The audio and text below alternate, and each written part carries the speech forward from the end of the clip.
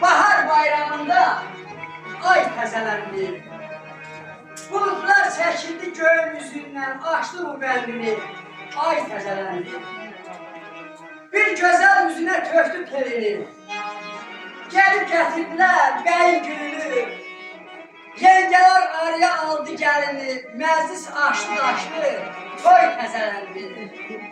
Əkbər nəğmət evi bir də çöllərə, oynayan şimşəyə tökülən selə, töküldü ağ yağış, qovuşdu dərə, təzə sular gəldi, çay təzələndi.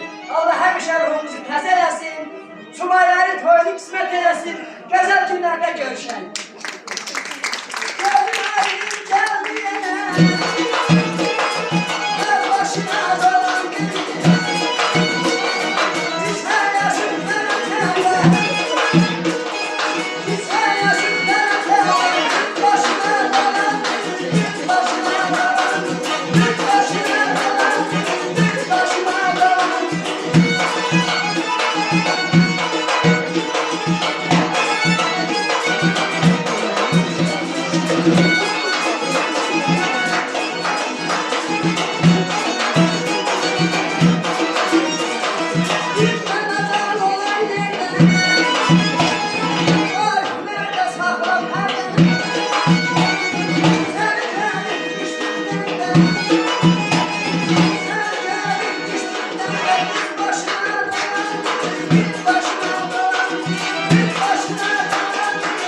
başına